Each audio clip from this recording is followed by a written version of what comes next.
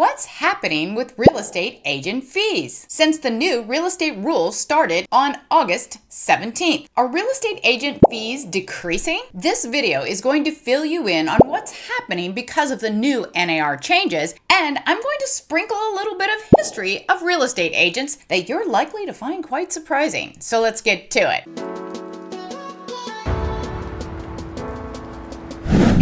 NAR rules. The new National Association of Realtors NAR changes are all about protecting you, the home buyer, by being transparent about fees. Now you can clearly see the fee you're paying to your buyer agent, which was always included in the home price but was often hidden, giving you the power to negotiate. Instead of home sellers setting the fee, you now have the ability to negotiate directly with your agent. That's all good. It's the way it should be. Misconceptions about buyer agents. These new rules come at a time when many home buyers and sellers are undervaluing the role of buyer agents. And they're getting excited about the possibility of lower fees. After all, with home searches just a click away, it's easy to think, I'm doing all the work finding the home. The agent just opens the door and takes a big cut. I get it. Before I became an agent, I felt the same way. And as an agent, let's get real. I now know more than before that some agents out there really aren't very good. So sometimes I was right about the fees being too big. But here's the thing. The old system didn't help. Whether an agent was amazing or mediocre, they got paid the same from the seller. But now, with these new NAR changes, buyer agents need to clearly communicate the value they bring and what their services cost. Many mediocre agents won't be able to do that. The real estate agent field just got a lot tougher, and that's a good thing. Fewer lousy agents, more value for you. Before becoming an agent, part of the reason I undervalued agents is because I didn't realize that most buyer agents work for free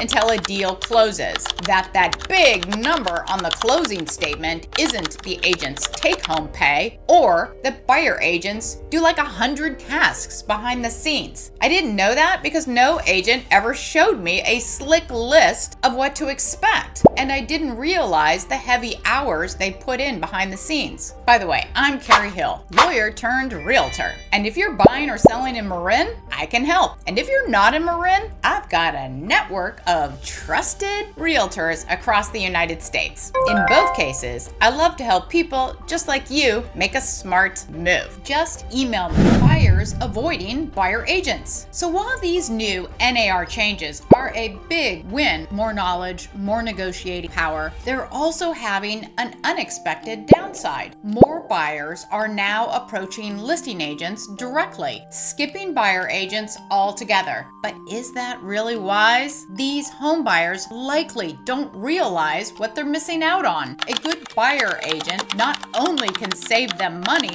and reduce their risk and provide a better chance of landing the home, especially in a competitive market, but these buyers who are choosing to go it alone without an agent might think they're saving money, but they're actually paying a hidden fee. This fee for unrepresented buyers is tucked into the contract between the home seller and their listing agent. That fee compensates the listing agent for taking on tasks that a buyer's agent would typically handle. After all, no one works for free. History of buyer agency. So how did we get here? With all the recent lawsuits, you likely know that real estate agent fees have hovered around 5 or 6% for a long time, since like the 1940s. But there was a big difference back then because the full 5 or 6% went to the listing agent. That's right, the listing agent pocketed the whole commission. There were no buyer agents. By the 1960s, listing agents realized they could sell more homes by offering a portion of their commission to other agents who would bring in a lot more potential buyers. These agents, known as sub-agents, worked under the listing agent's wing, splitting the commission in exchange for helping to market and sell the home. Less money for the listing agent, sure, but also less work too, because the sub-agents did a bunch of the needed work. So the trade-off made sense for listing agents. This arrangement worked for a while, but it came with a major flaw. The sub-agents, while helping buyers, were actually representing the seller's interests, not the buyers. Even if the sub-agent never met the home seller, their legal responsibility was to that seller. This meant that buyers were often under the false impression that the agent showing them homes was working in their best interest, when in reality, they weren't. In fact, in 1983, an FTC study revealed that 72% of buyers were under the false impression that the agent showing them the homes were representing them. Nope. By the early 1990s, this system started to crack under pressure. More and more buyers, realizing they had been left out in the cold without proper representation, began filing lawsuits. Sound familiar? In response to these lawsuits, the real estate industry came up with a solution: buyer agency. This model allowed buyer agents to have a fiduciary duty to the buyer. And that's where we were until these NAR changes, where now buyer agents will negotiate their fees with home buyers.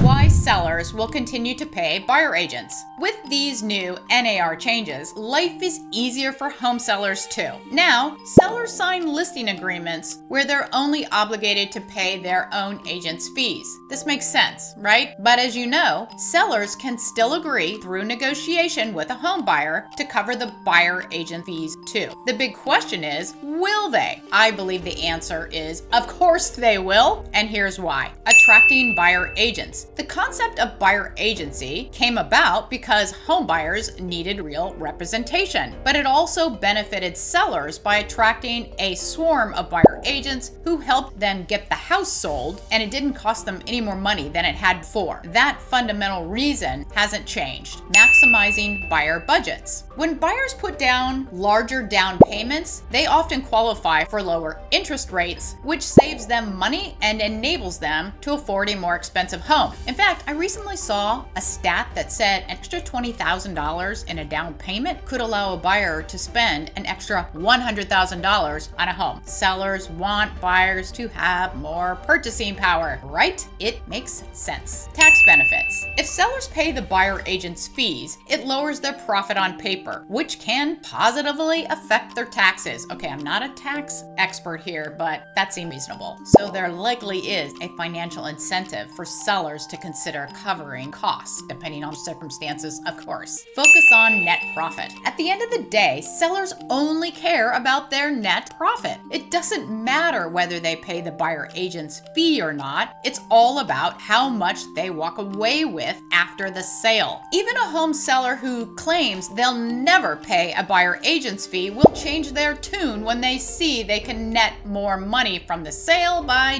doing so. As always, sellers will go with the offer that gives them the best terms, and buyer agent offers have a big advantage there, and the highest net profit. Whether that includes a buyer agent's fee is just part of the math equation. Will the new rules lead to lower prices? First off, as I already mentioned, agent fees were never fixed. Evidence of that is, as the president of the National Association of Realtors said, the average commission in the US fell to a new low of 4.94% in 2020. So fees already dropped since online searches became the norm after 2008. Will fees drop even more? My guess, not by much. For listing agents, nothing has changed except to the extent that they can add fees for unrepresented buyers. So I don't expect a big change on the listing side. As for full service buyer agents, they'll probably keep charging 2.5 to 3% because on average, if they aren't paid enough, it just doesn't make sense for them to stay in this real estate business game. Buyers who want to save a buck can always go for discount agents, and that's no threat to full service buyer agents. Discount agents have been around for more than a decade, and they haven't taken over the industry for a reason. Home buyers and sellers have learned that discount means less service. However, the increase of unrepresented buyers might lower overall fees a bit, but it won't be by 2.5% or 3% because unrepresented buyers will likely be paying listing agents more, maybe substantially more. So while I don't see a major drop in agent fees on the horizon, these changes are a huge win for homebuyers. They now have a clearer understanding of what they're paying for, and buyer agents need to step up and clearly explain the value they bring to the table. The agents who can't or won't do that, well, they'll likely find themselves out of a job, which ultimately is great for the reputation of the real estate profession. Hey, if you found these insights helpful, please subscribe. It really makes a difference. And here's some more content for buyers and sellers. At least these videos should be showing right now. Thank you for watching and have a great day.